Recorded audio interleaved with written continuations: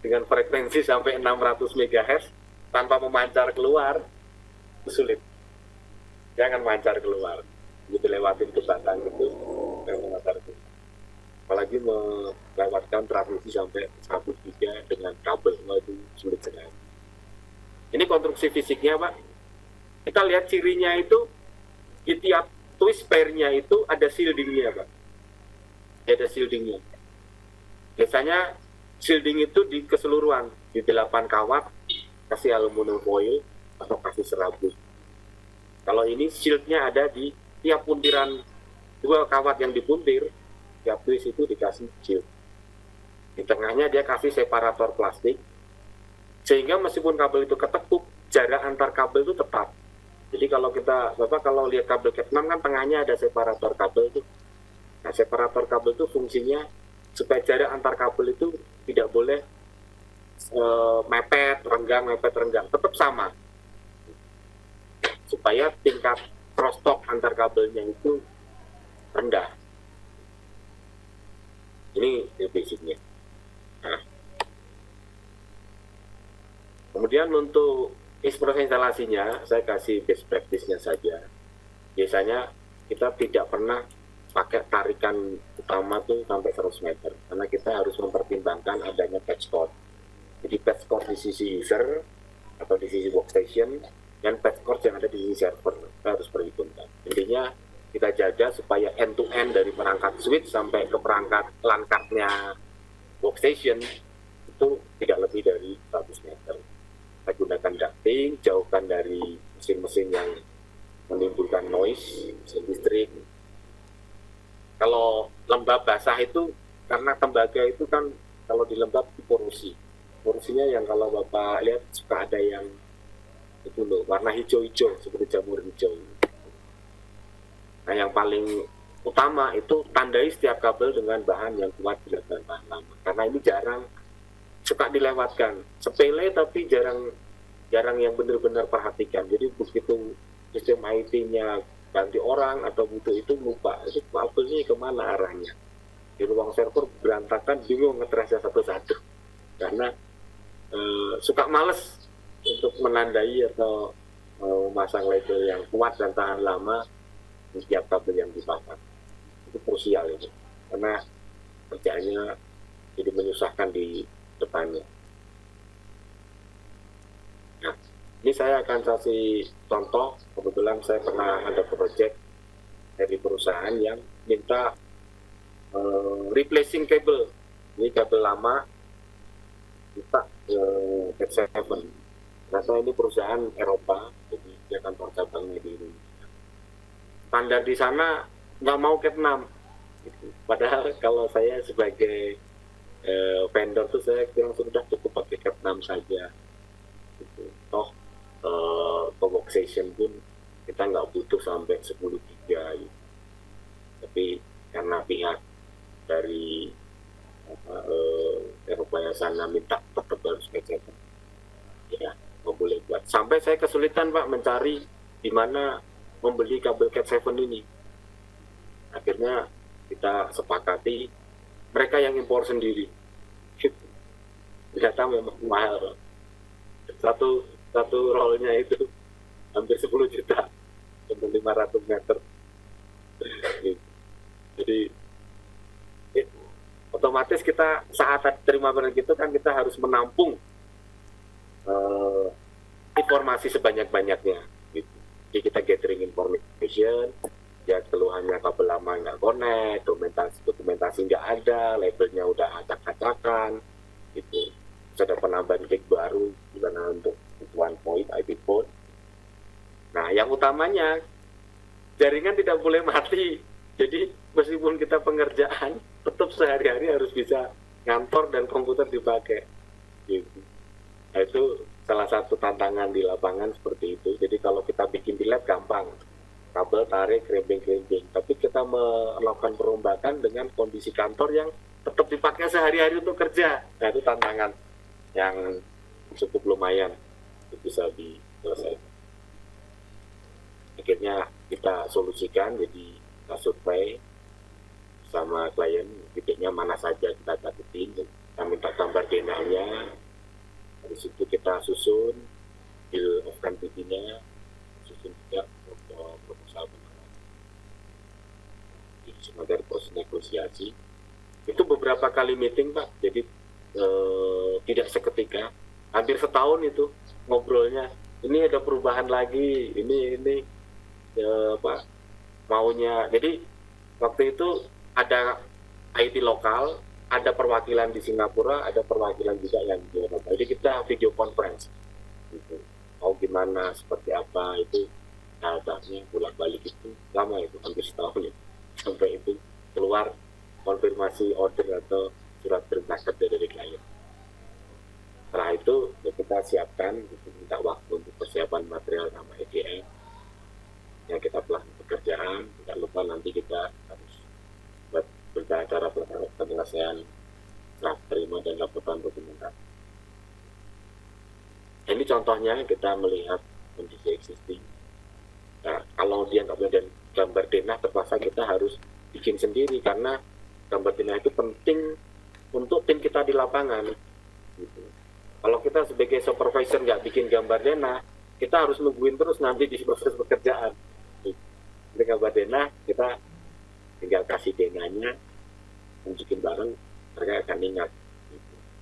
Termasuk mengenai titiknya, menentukan nanti untuk area ini harus pakai ducting seperti apa, yang area ini nanti ductingnya seperti apa. Itu apakah ukurannya, oh sini ductingnya untuk 2 kabel, yang di sebelah sana ductingnya untuk 15 kabel, kita hitung semua seperti itu. Jadi kita bisa menyusun namanya bill of quantity material. Jadi tentuin semua kebutuhan per itemnya itu. Jadi kita tinggal kasih item berapa materialnya. Nah, termasuk karena itu ada kebutuhan untuk layout rack servernya, kita juga bikin istilahnya gambaran dari rack servernya. Kemudian kita gambarkan salah satu contoh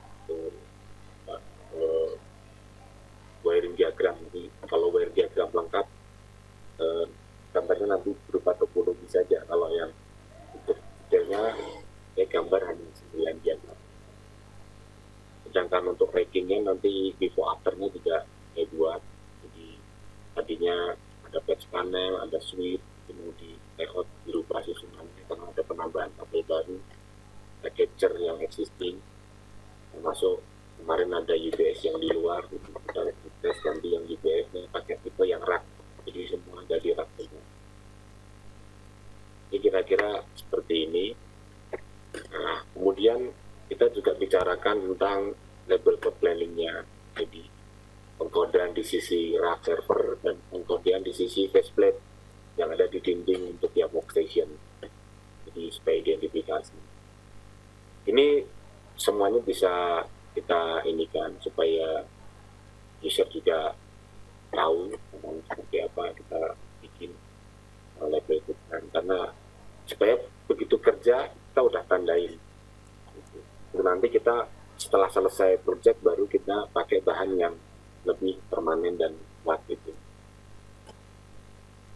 Kemudian VLAN planning-nya juga kita siapkan, jadi dari switch tadi seperti apa, kan itu ada kelompok untuk penggunaan WiFi, karena ini sederhana, jadi mintanya cuma untuk WiFi, untuk VoIP telepon, sama untuk komputer. Jadi VLAN itu akan rumit kalau kita antar ISP itu melewatkan banyak VLAN lewat router. Tapi kalau untuk ke user itu saya bilang sederhana, jadi kita hanya butuh kelompokkan saja. Misalnya karena kebetulan ini dia cuma mintanya untuk VLAN WiFi, VLAN LAN sama untuk telepon. Beberapa company bisa juga minta VLAN per bagian keuangan VLAN sendiri, dan bagian distribusi atau sales VLAN sendiri, gudang VLAN sendiri, ada yang begitu. Tapi itu nanti kita bisa masuk di dalam perencanaan awal itu untuk jadi selanjutnya. Nah, kemudian saya juga pikirkan timeline-nya, kira-kira proses pengerjaannya berapa lama, sudah dari mulai preparation kemudian kabel cooling, penarikan kabelnya, proses terminasi, labeling, kemudian server arrangement atau apa tahu, terakhir itu tes commissioning. Jadi banyak kita kadang begitu sudah connect ngetesnya cuma pakai ping, tancepin ke itu ping aja udah connect selesai. Padahal yang kita bangun ini adalah standar yang kalau dibangun harus mampu melewatkan 10 giga gitu. Kadang kita ping, wah bisa ping, coba tes, wah hanya lewat maksimum hanya 50 mega gitu. Karena kan kalau kita lihat switch itu kan otomatis ya, switch itu kan ada auto, jadi bisa 10 Mbps, 100 Mbps, 1000 Mbps kan gitu, makanya tulisannya 10 garis miring 100 garis miring 1000. Jadi kalau memang kondisi kabelnya nggak memungkinkan lari di 1000, dia akan turunkan 100 nggak mungkin turunkan lagi ke 10. Itu mekanisme di perangkat aktifnya di switch bisa seperti itu. Jadi kalau kita tesnya hanya ping, jangan-jangan kita dapatnya cuma 10 Mbps seperti itu. Kabelnya sendiri tidak bisa mengantarkan itu karena pada saat terminasi crimping atau saat kita pasang base panel itu tidak benar, terlalu membuka puntiran itu mengurangi ini menambah prostock, jadi akan terjadi itu kan harusnya puntiran itu menghilangkan noise-nya akan muncul sehingga tidak bisa transmit dengan bandwidth yang besar. Nah makanya kita buktikan dengan tes commissioning bahwa yang dipasang ini memang benar-benar mampu melewatkan bandwidth yang disepakati.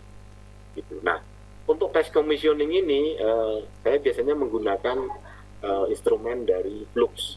Jadi kita ngetesnya bukan pakai transmit file, tapi kita tes dengan alat yang sebenarnya dilewatkan adalah frekuensi tinggi.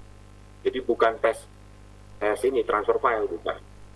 Tesnya adalah kabel ini mampu melewatkan frekuensi tinggi sesuai spesifikasi kabel.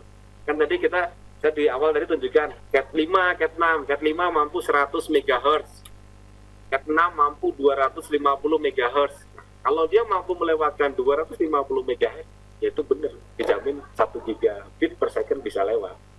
Gitu. Nah, kemudian saya juga siapin datasheet-nya. Ini kalau sistem yang all product itu kan masangnya seperti ini. Jadi kita tidak boleh ngerimping sendiri, Bapak Ibu. Jadi semua peralatan itu harus pabrikan. Patch cord yang 3 meter itu ya bikinan pabrik. Kita jangan, kita mau dari terminal di tembok ke komputer kita, udahlah bikin sendiri kabel 3 meter kita potong, kita crimping. Nah kita nggak tahu proses crimping kita itu benar-benar nggak melewatkan frekuensi tinggi yang mampu mensupport bandwidth besar tadi. Nah, kalau ini adalah modular jack yang nanti dipasang di dinding, itu nanti ada alat khusus untuk proses terminasi seperti ini.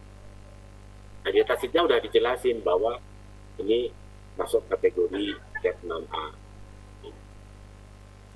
Kita lengkapi semua di proposal penawaran, biasanya kita lengkapi dengan data dari material.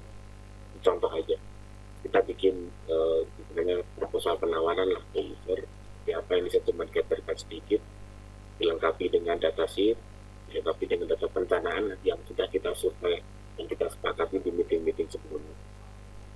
Nah ini contoh foto implementasinya Bu, waktu itu kita harus ngebongkar seluruh jaringan lama, tapi tetap masih harus hidup. Jadi sekarang kita masih pasang aja seperti ini. Jadi kerjakan malam-malam, paginya ya harus berjalan di jaringan yang lama. Sampai nanti proses integrasinya kita pindahkan di weekend, di Sabtu Minggu itu kan libur.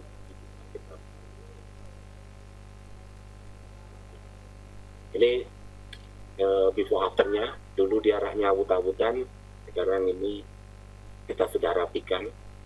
Ini cover labelingnya juga kita benahin, jadi bisa terdapat dengan bagus.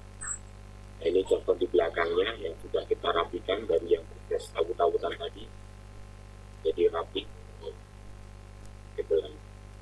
Listriknya juga kita, ini ada label yang kita taruh di faceplate. Nah ini kita lakukan tes commissioning ini menggunakan plug tester. Jadi kita tes pakai alat, nanti alat itu akan memberikan data parameter dari kabel yang sudah kita pasang. Dan memang alat ini mahal, secara harga ya masih di atas 100 kalau nggak salah, 100 juta maksudnya. Ini. Nah ini kemudian kita bikin laporan dokumentasinya, ini bisa percepat aja. Nah ini contoh hasil tes dari plug tadi. Intinya sih parameter alat menunjukkan bahwa tes summary-nya itu pas atau lolos di tiap kabel yang kita tarik tadi. Itu N-nya itu kondisinya pas, mampu melewatkan frekuensi tinggi sesuai dengan spesifikasi. Demikian kira-kira share dari saya. Jadi terima kasih atas waktunya, kira-kira bisa bermanfaat bagi kita bersama. Aku akan kembalikan jadi agak 14. Terima kasih Pak. Baik, terima kasih Pak Heri. Kita beri opus untuk Pak Heri.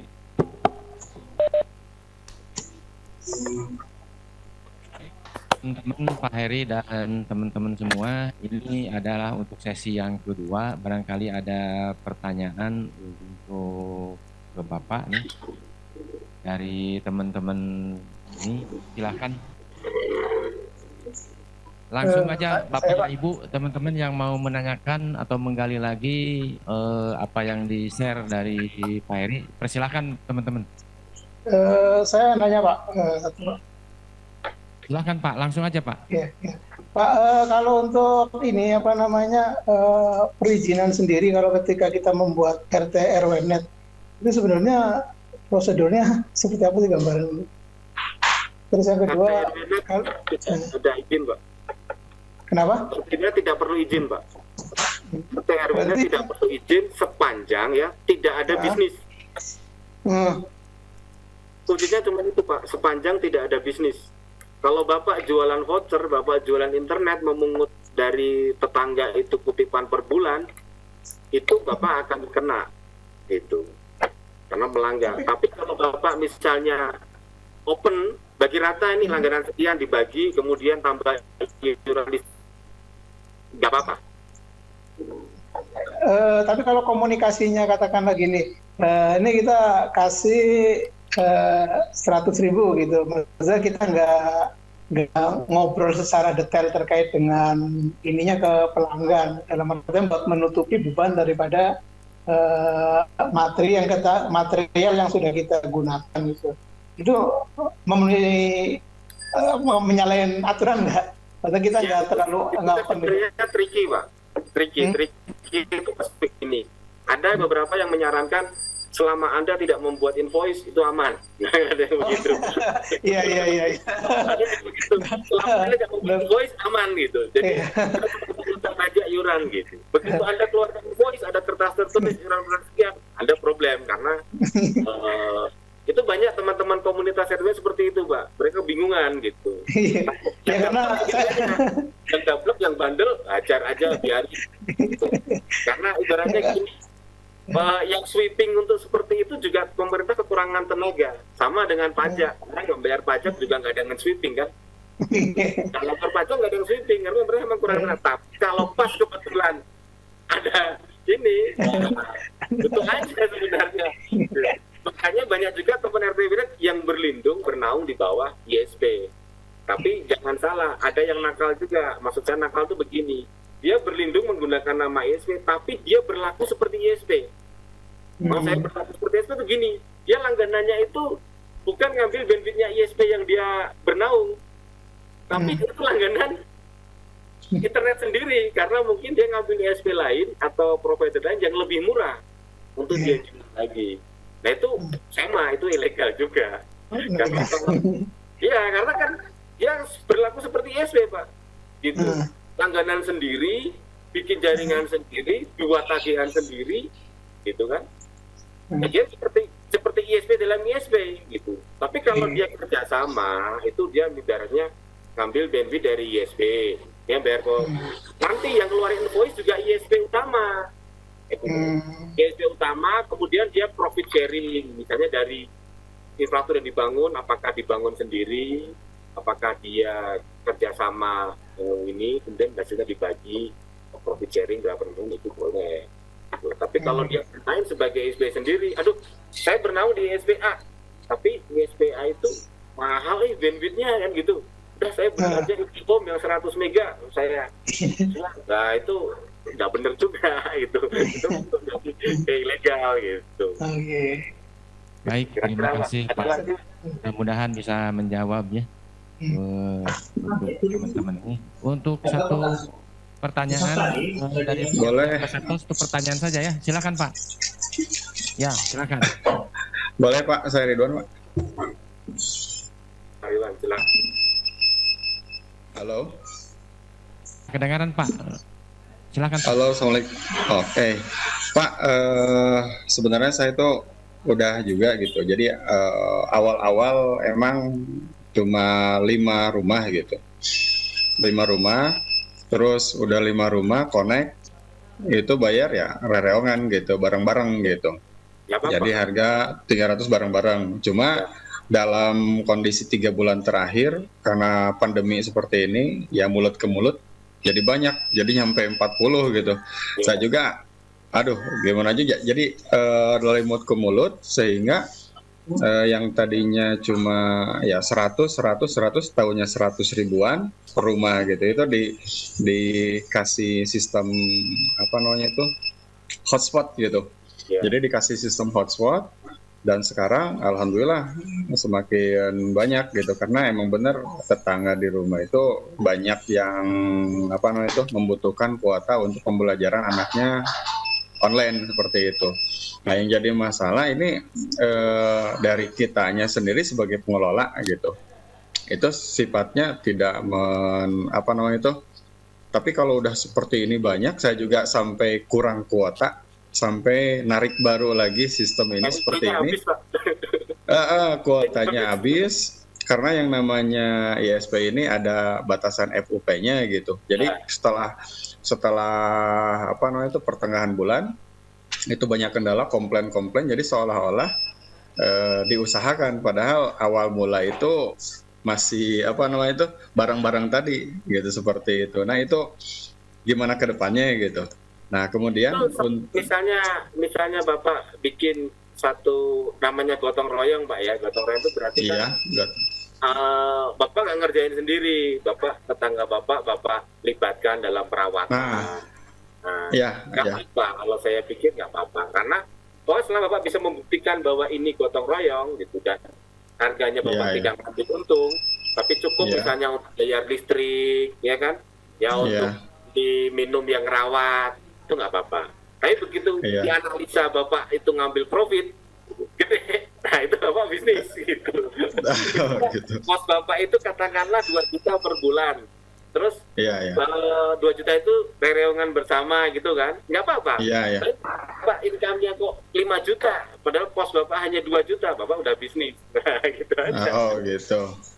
Nah terus ada tujuan juga Pak gini, ada program untuk digitalisasi desa juga gitu. Jadi kerjasama sama RT, kemudian kelurahan, ada digitalisasi. Nah kita terkendala dengan ISP gitu. Kalau digitalisasi desa itu kan berarti gotong royong juga atau ada dana desa gitu.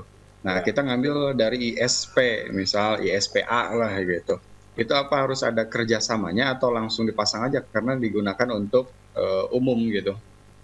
Pokoknya kalau prinsipnya beli satu dari ISP manapun, kemudian di-share dengan konsep gotong royong itu aman.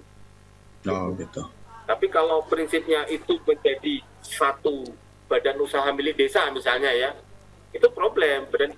Karena gini, kalau badan usaha itu kan dapat cuma bikin akte, ya kan, akte pendirian, ya kan, terus kemudian punya SIUP misalnya ya, punya di situ. Tapi pada saat operasionalnya itu bidang usahanya kan punya izin sendiri. Contoh, bikin hotel. Orang bikin hotel itu kan izinnya pasti dari mulai akta pendirian, PDP kan, sama SIUP kan. Tapi dia harus punya izin pariwisata kan. Jadi tidak bisa kita izin perdagangan, SIUP-nya perdagangan, bikinnya ke hotel gitu kan. Yang beda. Jadi kalau mendirikan satu badan usaha kan di bawah Kemenhub, kan, Kementerian Hukum dan HAM. Tapi begitu operasional layanan itu dari Kominfo, gitu loh. Gitu. Jadi punya badan tapi yang punya izin operasional yang nggak bisa gitu. Itu aturan negara kita begitu. Jadi dari siapa? Dari Kominfo. Kominfo sebelum izin melakukan apa? Melakukan uji laik operasi. Gitu. Di ulu dulu, ulunya nggak lolos, ya nggak enakan dikeluarkan izin ISP. Gitu. Ada izin ulunya karena dianggap dia nggak layak. Ini alatnya ala kadarnya. Ini nggak, karena pemerintah perlu memberi jaminan, regulator pemerintah itu memberi jaminan bahwa pelayanannya itu memang layak gitu kan. Kalau kita bangun sendiri kan ala kadarnya, beli aja perangkat bekas gitu misalnya. Second pasang atau pokoknya asal connect aja gitu kan, tidak ada standar tertentu gitu. Nah itu yang sebenarnya aturan regulator itu melindungi masyarakat. Tapi kalau konsepnya Bapak Gubernur gotong royong, ya pakai alat-alat kadarnya nggak masalah, gitu. Gitu. Intinya seperti itu. Gitu. Saya kan, kayaknya kan kalau memang mau ya bernaung SD, karena saya bilang kenapa kok RT yang sistemnya seperti itu bermunculan? Karena orang melihat begitu ada operator ngasih harga broadband yang secara perjanjiannya itu nggak boleh di-share, nggak boleh dijual kembali. Kan nggak boleh beli kembali. Bapak anggap saya sebut merek IndiHome, itu kan nggak boleh jual kembali. Tapi karena harganya terjangkau, ya jadilah itu peluang gitu loh. Peluang saya pakai, silahkan gitu kan. Tapi kalau cuma bagi dan kita rawat bersama, itu tanggung bersama, ya nggak masalah gitu. Saya begitu di situ ada bunyi poin tagihan, apa kasih nama misalnya apa ya Ozonet gitu, apa kasih nama, terus orang ke situ langganan bulanan, ya itu apa sudah berlaku sebagai ISP kan gitu. Iya. Terima kasih Pak. Pertanyaan selanjutnya. Satu lagi Pak. Boleh Basir. Bu, silakan. Ibu, silakan. Ibu. Saya Pak. Terima kasih kesempatannya. Assalamualaikum warahmatullahi wabarakatuh. Saya mau bertanya kepada Pak Heri. Iya Pak Heri Sujatmiko. Kita ini guru Pak ya, guru dan mengajar kepada siswa. Harapannya kami sebagai guru, anak-anak tuh yang dari SMK ini keluar kan ada skillnya gitu kan Pak, skill yang sesuai dengan jurusan ini. Nah pertanyaan saya begini Pak, apa yang harus kami lakukan dari kami ini guru-guru supaya skill yang kita ajarkan ke siswa itu masuk di dunia gitu, masuk di dunia industri, kemudian seperti yang di jurusan Bapak yang sekarang itu, apa yang spesifikasi yang betul-betul kami ajarkan kepada siswa kami, sehingga kemudian dia bisa masuk, sehingga kemudian tidak lagi menganggur begitu, atau dia cari pekerjaan lain. Dia memang harus berada di industri sesuai dengan spesifikasi jurusannya gitu Pak. Terima kasih Pak, itu saja. Terima kasih. Ini Pak. Ini pengaruh karena ini saya kembali ke pengalaman saya sendiri. Saya sendiri juga anak SMK Bu, gitu. Ini anak SMK, jadi saya merasakan membeli SMK. Jadi gini. Secara kurikulum, bahkan secara standar kompetensi, sekarang udah ada LSP juga kan, itu sudah bagus dan itu cukup Bu. Cukup, artinya kalau benar-benar ngikutin kurikulum dan paham seluruh konsepnya, si anak didik dan dunia itu bisa masuk ke dunia tidak sulit. Tapi yang jadi kendala kadang begini Bu, dari satu siswa kelas bisa 32 orang, yang benar-benar minat dan bakat talentnya di situ mungkin hanya 5 orang. Yang lainnya kadang masuk ke SMK itu ikut-ikutan teman, pengaruh orang tua, atau bingung mau apa seperti itu. Nah, karena akhirnya pelajaran yang selama 3 tahun dia terima itu menguap. Iya benar itu. Menguap. Jadi ibaratnya masuk kuping kiri gitu, keluar kuping kanan. Atau hanya masuk saja dipakai ngerjain soal ujian, selesai, udah lupakan. Dia tidak meresap ke ininya karena emang dia nggak terlalu minat gitu loh. Tapi yang minat itu konsepnya masuk semua. Jadi yang saya jelaskan itu kan konsep-konsep, saya nggak ngomongin teoritis yang terlalu detail kan. Ibaratnya TCP/IP paket feedernya gimana, paket datanya gimana, ada maximum tujuan enggak, karena itu sudah ada semua di dalam kurikulum.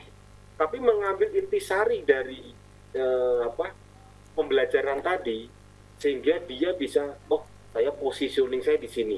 Misalnya gini, minat saya waktu SMK belajar di TKJ itu kan itu macam-macam pelajarannya Bu. Ada misalnya sistem operasi, administrasi server. Nah, kalau dia minat di administrator, dia ada karirnya itu sebagai sistem administrator. Dia sangat menguasai Linuxnya, menguasai aplikasi-aplikasi. Sebenarnya jaringannya dia dapatkan, karena dia memang mau mengambil spesialnya di situ. Atau dia yang lebih senang di mainan routing, dia akan ngambil di routing.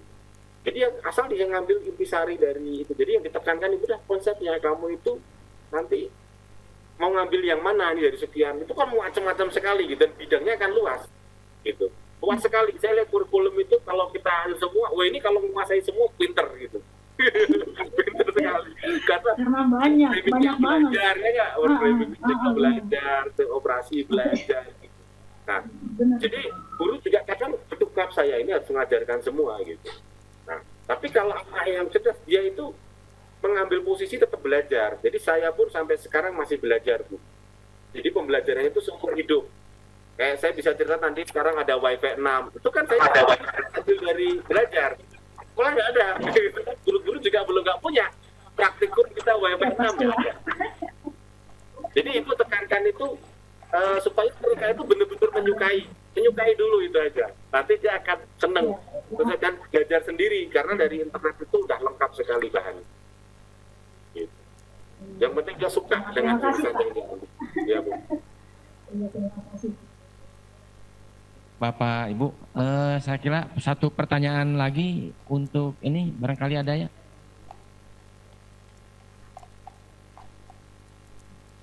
Saya izin bertanya, Pak.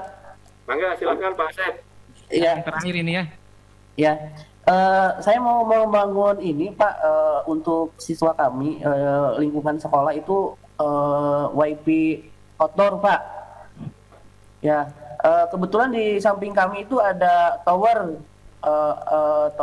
Ada tower. Nah, yang saya tanyakan, misalkan kalau saya membangun yang versi yang terbaru dengan WiFi Mac itu, apakah itu bisa nggak misalkan mengganggu nggak gitu tower GSM atau CDMA atau yang lainnya gitu?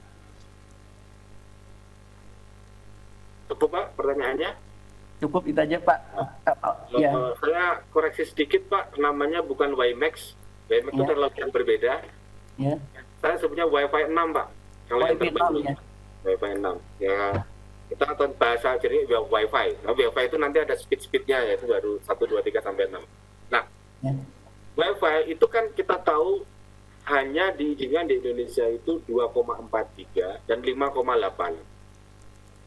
Di mana spektrum frekuensi untuk di 2,4 itu hanya 100 MHz. 100 MHz. Jadi saya agak lupa itu 24, sekian sama sekian.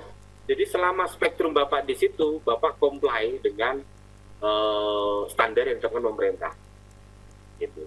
Cuman Bapak ketahui juga bahwa di dalam Wi-Fi 600 MB itu kan tersedia kanal 1 sampai 11, Pak. Iya. Iya kan? Nah, kanal itu tuh kan overlapping di tiap 5 MHz, Pak. Gitu kan. Gitu. Jadi yang benar-benar bebas tidak interferensi hanya kanal 1, 6 dan 11. Dia benar-benar ibaratnya ininya itu nggak misah gini kan Pak ya, tidak begini loh ya, ya gitu.